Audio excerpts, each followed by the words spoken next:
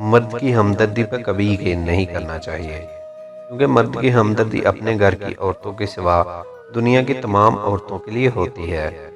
عورت 6 سال کی ہو یا 66 سال کی، مرد معاشرہ اسے ایک ہی نگاہ سے دیکھتا ہے۔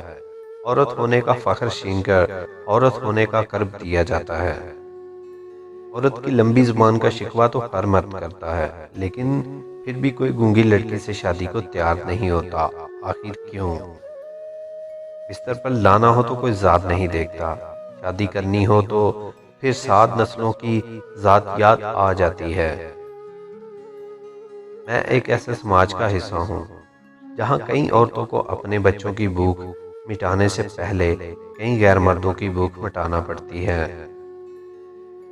لڑکیوں کو پیغام ہے کہ نکاح ہونے تک کسی بھی لڑکے پر اعتبار نہ کرو، جتنا بھی کوئی اچھا ہو، بڑے وعدے دعوے کرنے والا ہو، اسے یہی کہو نکاح کرو پھر حد پار کرنے دوں گی، ورنہ جو ہوتا آئے دن سب کو پتہ ہے گھر والوں پہ کیا گزرتی ہے۔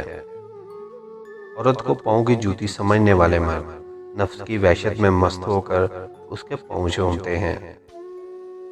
لڑکیاں پتہ نہیں کیا ہوتی ہیں، کتنے خواب سجاتی ہیں، یہ کریں گی وہ کریں گی، یہ کام ایسا وہ کام ویسا، لیکن جب اس مقام پر آتی ہیں تو چپ چاپ اپنی ہر خواہش سے دستبردار ہو کر وقت اور بڑوں کے سامنے سر جھکا دیتی ہیں، اور سارا دن ہنس ہنس کر رات کو سارے خواب آنسوؤں کے ذریعے بہا دیتی ہیں، اور پاس سوئے ہوئے انسان کو خبر بھی نہیں ہوتی، پتہ نہیں کیوں پھر بھی اتنی بری بن جاتی ہیں۔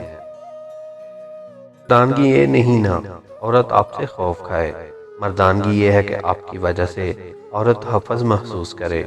روب کتے کا بھی ہوتا ہے لیکن اسے مرد نہیں کہتے۔ مرد وہ ہوتا ہے جو اپنے کردار سے، اپنے برتاؤ سے اپنی مردانگی ثابت کرے۔ اپنے کردار سے آواروں کو ڈرانے والے جانور ہوتے ہیں، وہ پھر کتے ہوں یا مرد۔